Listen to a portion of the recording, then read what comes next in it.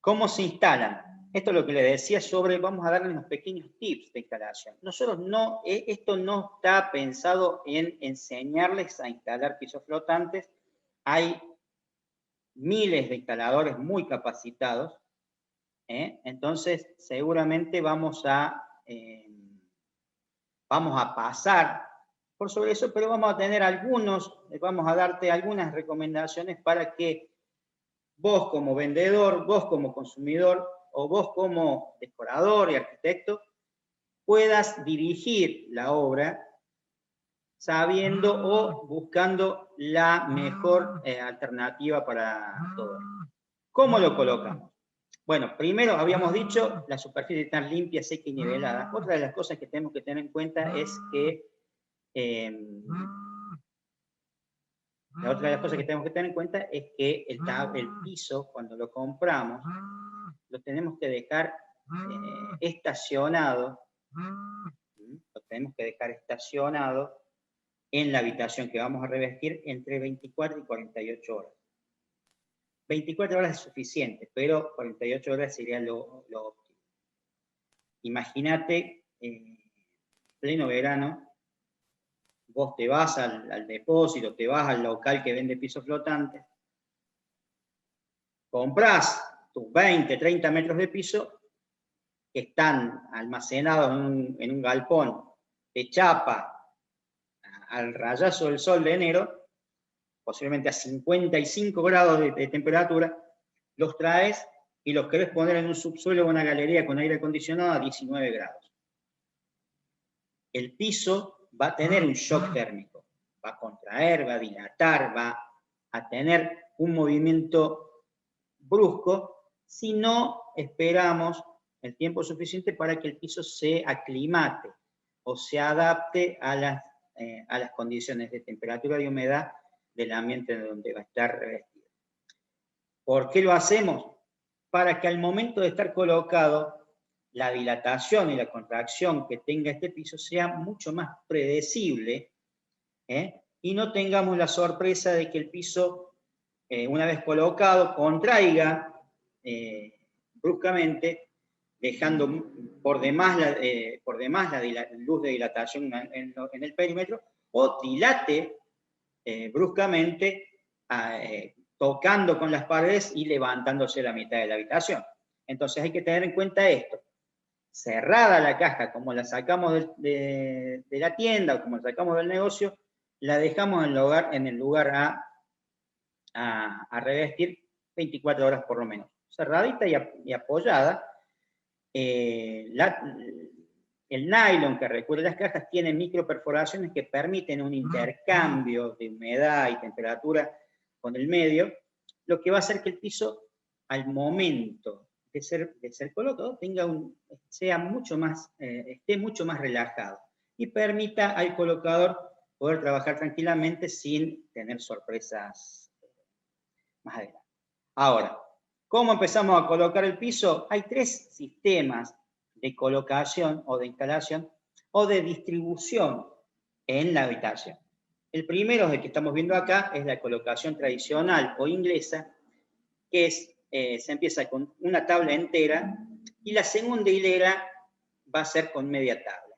Esto nos va a dar una distribución uniforme y pareja, coordinada y muy ordenada, y te va a dar una vista muy, muy estética al piso.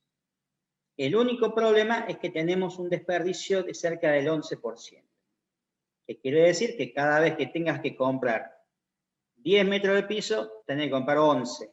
O cuando compres 100 metros de piso, tenés que comprar 110.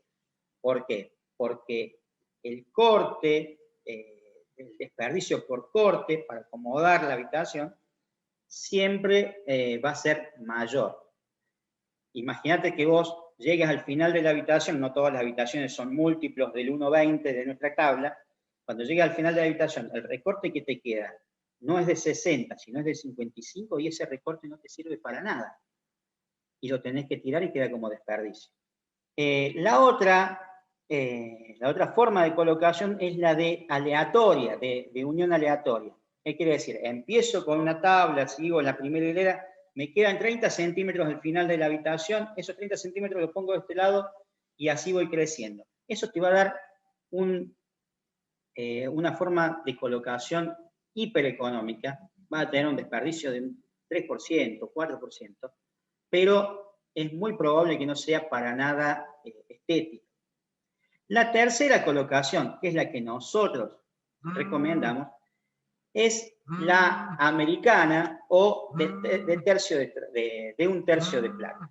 ¿Qué quiere decir? La primera empezamos con una tabla entera, la segunda vamos con una tabla entera de 1,20, la segunda vamos con una tabla de 80 centímetros, y la tercera hilada vamos con una tabla de 30 centímetros, perdón, de 40 centímetros.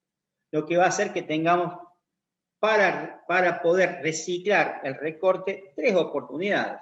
Si el recorte del final de la habitación te da 80, lo pones al segundo, lo pones en la segunda hilera. Si te da menos de 80, lo cortas a 40 y lo pones en la tercera hilera. Eso te va a dar un desperdicio mucho menor. Y como ven en este diseño, a ver, la disposición también te da la misma sensación de orden, la misma sensación de estética y uniformidad que la primera opción, pero con un desperdicio mucho menor. En definitiva, es lo que estamos buscando, la mejor relación costo-beneficio para nosotros y para nuestros clientes. ¿Cómo se instala? Bueno, la instalación corre por cuenta y orden del colocador, por supuesto. Pero el diseño de la veta o el sentido de la veta, si bien está según el gusto del cliente, tenés unos ciertos tips que podés aprovechar para que estéticamente el piso tenga mejor vista. Nosotros recomendamos, o se puede colocar de distintas formas, ¿cómo se llama? El sentido de la veta puede ser longitudinal, transversal, o si querés lo puedes poner en diagonal a 45 grados. Eso depende exclusivamente del gusto del cliente, por supuesto. Esto hay que decirlo claramente. Pero, de preferencia, lo que nosotros recomendamos es que la veta, el sentido de la veta sea a favor de la fuente de luz natural y transversal al sentido de tránsito. ¿Qué quiere decir? Que si nosotros tenemos una habitación con una ventana al frente y una puerta de este lado, cuando vos entrás, la puerta, el sentido de tránsito, o sea, el sentido por el cual vos entras a la habitación, debería tener las vetas transversales. ¿Para qué? Para que vos puedas ver pequeños segmentos de unión. El piso flotante es un tablero que en su superficie, en su diseño, no vas a encontrar ningún detalle, ningún error, ningún problema, porque es una superficie, quisiéramos decir, casi industrial, ¿no es cierto? Entonces, no vas a tener ningún problema. El problema lo vas a encontrar en las uniones, en la unión de uno con otro tablero. Si nosotros nos ponemos, imagínense una habitación colocada con piso flotante. Si te pones a favor de las líneas o a favor de la veta, vas a encontrar una unión o distintas uniones y líneas que van de punta a punta a una habitación. Es muy fácil que vos encuentres, si sos detallista, el error o cualquier tipo de detalle que haya en la colocación, lo veas mucho más fácil colocándote de esa forma que al cruce, donde las uniones están separadas y distribuidas en toda la habitación. Si en realidad vos pones las vetas, por ejemplo, a favor de la luz, o de la fuente de luz natural, a favor de una ventana, el piso con el paso del tiempo, con el mantenimiento en las uniones, estoy hablando a los 5 o 6 años de uso, tanto pasar en trapo húmedo, la unión va a absorber algo de humedad y va a tener algún tipo de modificación o deformidad en su superficie. Estamos hablando de décimas. Pero si esa deformidad la pones al cruce o transversalmente a la luz, esa deformidad va a causar una sombra que va a potenciar, digamos, o a magnificar ese defecto que es mínimo. Ese defecto si vos lo pones a favor de la luz a favor de la ventana, no lo vas a encontrar. Son pequeños ítems que podés tener en cuenta al momento de la colocación. Pero seguramente, y vuelvo a repetir, son pequeños datos que te doy al que seguramente lo vas a tener en cuenta o no, según el gusto y el diseño del decorador de ambiente, por supuesto.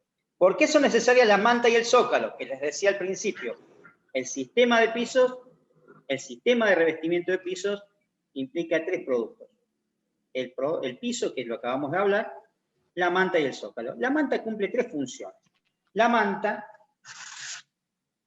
es una espuma de polietileno a celda cerrada de 2 milímetros. Polietileno a celda cerrada. Una espuma, imagínense una espuma similar a la esponja que tenemos en casa, pero con la diferencia que esto es a base cerrada. O sea, la burbuja de esta esponja es única y no vinculada entre sí. Entonces, dentro de la masa de polietileno, va a encontrar todas pequeñas celdas no vinculadas entre sí y haciendo que esto sea impermeable, sea elástico, tenga su cuerpo, pero es impermeable. A diferencia de la esponja de lavar los platos, por ejemplo, que las burbujas sí están vinculadas y forman ciertas cavernas, digamos, donde el agua puede atravesar tranquilamente. Esto no. Este producto, si nosotros quisiéramos hacer una bolsa, podríamos contener agua en ella sin tener ningún tipo de filtración. Esto cumple 3 funciones.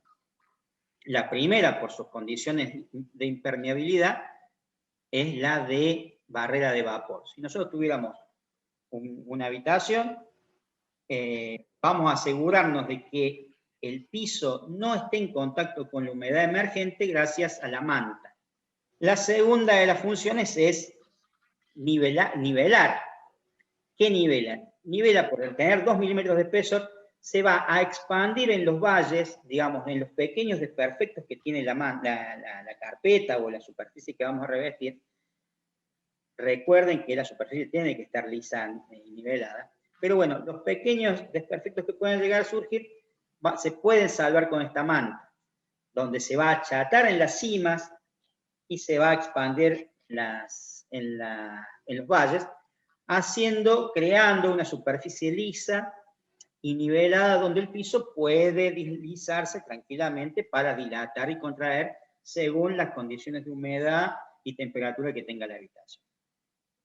La tercera función de la manta es la de aislar.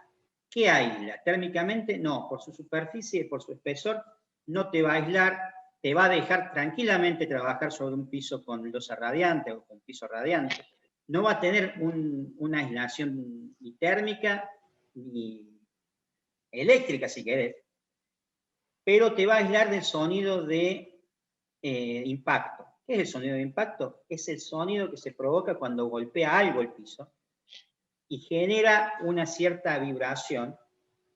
El piso, al ser un producto que está flotando sobre esta manta, no va a estar vinculado a la estructura. Entonces la vibración no va a pasar a las paredes y esa vibración por las paredes no va a pasar hacia el techo y va a vibrar toda la casa, haciendo toda la casa una caja de resonancia.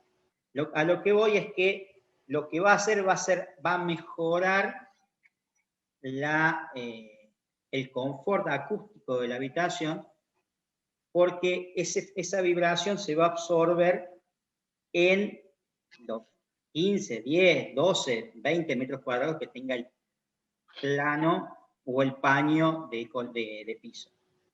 Esas son las 3 funciones que tiene la manta. Es fundamental que cada metro de piso que nosotros tengamos tenga un metro de manta por debajo de él. Hace a lo que les decía del sistema. Si nosotros ponemos un piso sin manta, es exactamente lo mismo que poner una manta sin piso. No sirve. Tenemos que poner las 2 cosas. El tercer producto que es involucrado en este sistema es el zócalo. El zócalo sí o sí va por una cuestión estética de terminación del producto, pero también ¿por qué? Porque el piso dilata y contrae, dilata y contrae.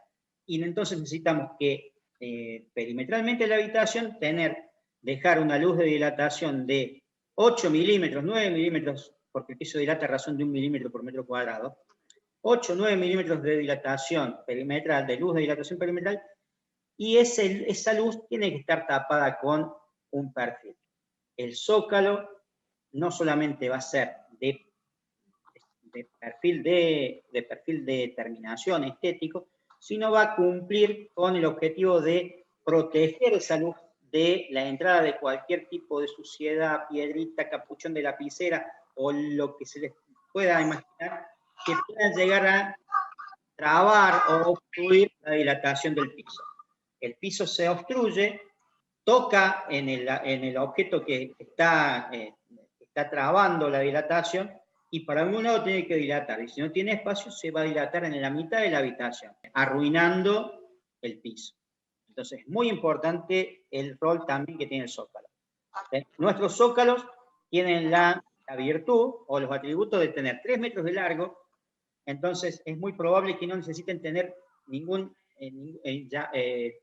solape o tengan que taparlo en ningún lado de la habitación, sino poder directamente colocarlo de punta a punta de la habitación.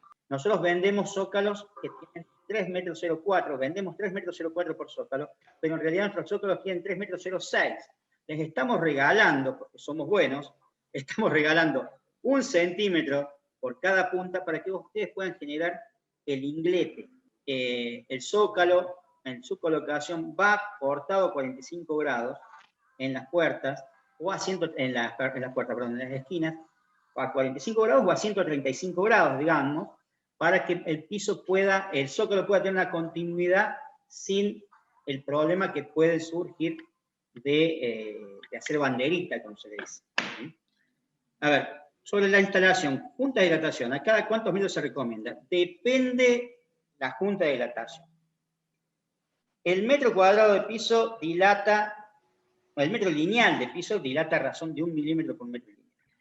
Si nosotros tenemos una habitación que tiene 10 metros lineales, un salón que tiene 10 metros lineales de pared a pared, y dejas 8 milímetros de un lado y 8 milímetros del otro, el piso va a tener su luz de dilatación tranquilamente para que pueda dilatar hasta 16 metros.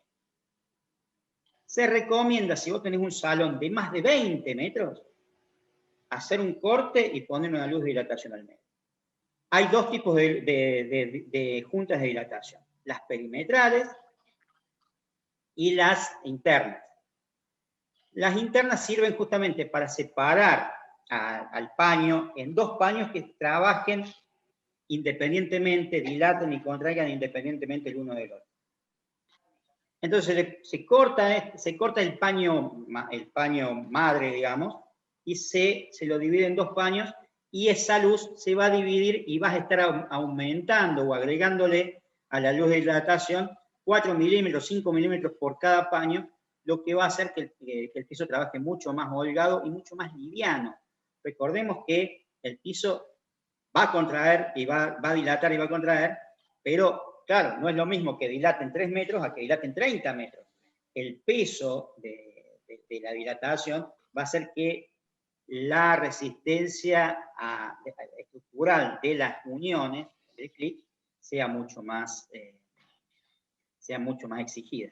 Entonces, lo que sí tenemos que tener en cuenta es, bueno, que cada 10 metros lineales de colocación se debería poner una luz de dilatación. Dependiendo también, ojo, obra por obra se ven las cosas, porque si estuvimos en una obra que era un salón que tenía una pared toda vidriada que daba al oeste. En verano, luz desde las 11 de la mañana, sol desde las 11 de la mañana hasta las 9 de la noche. El piso contraía y dilataba a más no poder, entonces ahí sí era menos, tenía 8 metros de largo, pero sí ahí tuvimos que hacer una junta de dilatación porque el piso dilataba y contraía mucho. Bueno, vamos al mantenimiento. La superficie del piso voy a tratar de ser lo más tierra a tierra posible. la superficie del piso flotante es lo más parecida a la mesita de un bar que ustedes pueden encontrar. Si ustedes van a una mesa de bar, van a notar que el mozo, ¿cómo limpia la mesa del bar? Con una rejilla húmeda. La superficie de la mesita, salvando las distancias, por supuesto, la superficie de la mesita y la superficie del piso flotante es muy parecida. ¿Con qué se limpia el piso flotante? Con un paño húmedo. Entonces, piso flotante únicamente con agua húmeda, con paño húmedo, con poca agua, no se encera, no se limpia, no se pule, no se plastifica, no se tiñe, no se pinta. El piso se mantiene con un paño húmedo. Hay productos en el mercado que dicen para pisos, productos limpiadores para pisos flotantes y plastificados, en base a agua o en base a alcohol. Únicamente esos dos productos. Cualquier producto que sea en base a cera o en base a silicona, una vez que seque el ente transportador del producto, el agua o lo que sea, va a formar una película por encima del piso que va a quedar ahí porque no va a ser absorbida. Entonces, esa película va a formar rayones, manchas o vetas que van a ensuciar el piso y van a tener el efecto contrario que buscamos. ¿Qué pasa si tenemos losa radiante? Nuestros pisos son aptos para el uso con losa radiante. Hay que hacer una salvedad. La losa radiante y el suelo radiante. La losa radiante está incorporada en la losa, digamos, y son caños donde la temperatura del agua va a más de 80 grados, calentando hacia arriba y hacia abajo, y el piso radiante es una serpentina que va debajo de la carpeta, si querés. Son aptos tranquilamente para colocar sobre piso radiante. Con una salvedad.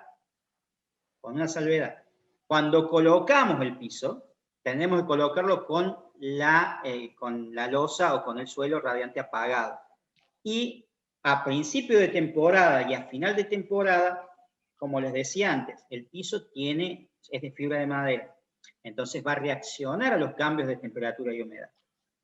Entonces, ¿cómo tenés que hacer? Lo colocas con la losa apagada, con el radiante apagado, y lo vas encendiendo paulatinamente. El primer día lo vas a poner a 18 grados, el segundo día a 23, el cuarto día a 25 y el quinto día a 28 grados de temperatura tomado sobre la superficie del piso flotante. El piso está hecho de madera, la madera es buena conductora térmica, entonces vas a tener una muy buena distribución de calor a través de toda la habitación. Pero así cuando apagás la losa, tenés que apagarlo paulatinamente, 28, 25, 23, 18, y apagarlo, para que el piso pueda aclimatarse tranquilamente, como lo que les decía yo del estacionamiento del piso al principio de cuando lo compras. Bueno, el mantenimiento, tengamos que tener en cuenta que, bueno, siempre es recomendable tener una alfombrita o un felpudo para que te haga de filtro de la arenilla que puede llegar desde afuera para que el piso tenga la mayor vida útil posible. Y vuelvo a hablar sobre la vida útil.